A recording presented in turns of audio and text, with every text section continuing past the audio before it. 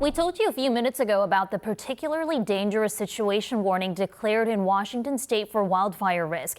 This is a rare, high-level meteorological alert used by the National Weather Service. King 5's Leah Pizzetti spoke with them this afternoon about what it means.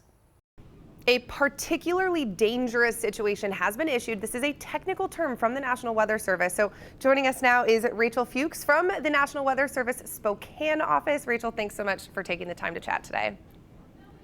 Yeah, thank you for having me. Let's first dive into how this is different. We know red flag warnings will happen this time of the year. They happen on the west side, they happen on the east side. It comes with the territory of summer. That's when we have that higher fire risk. It's heat, it's wind, it's low relative humidity. How does a particularly dangerous situation differ from that typical red flag warning?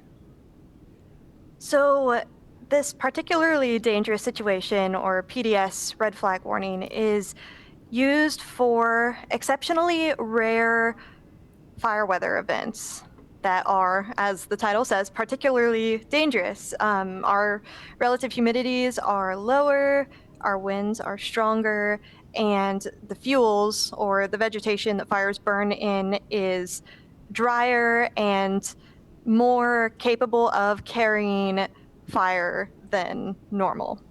And this is the first time that the National Weather Service Spokane office has issued this alert? Yes, this is the first one. So paint me a picture. What's the big concern? Fires are burning right now. We know it's flammable out there. How would a day like today differ versus a typical fire day?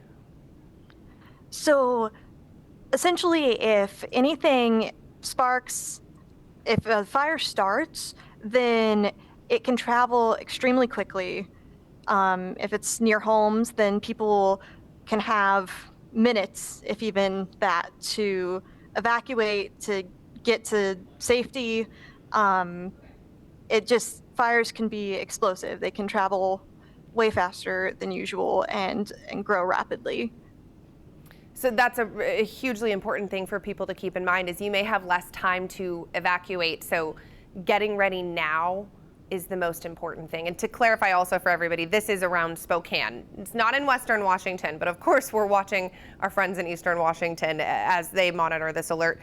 Let's talk about the criteria. As with most things in meteorology, we don't just throw around terms as we see fit. There's always specific criteria. What is the specific criteria for this alert versus a red flag warning?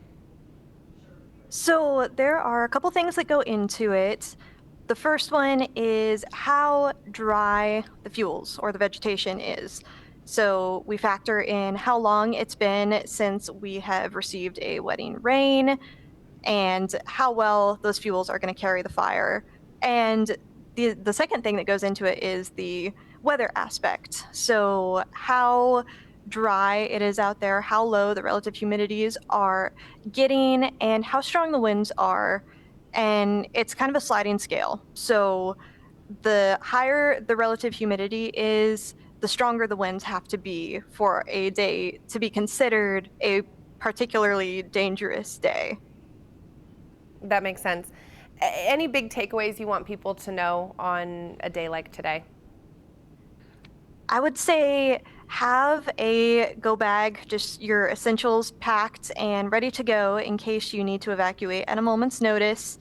That's not to freak anyone out, but it's always a good idea for summers in the inland Northwest. And yeah, just be prepared, avoid any activities that can generate a spark that could start a fire, because it doesn't take much in these conditions. Absolutely. Rachel Fuchs, meteorologist at the National Weather Service Spokane office, thank you so much for your time today. Thank you.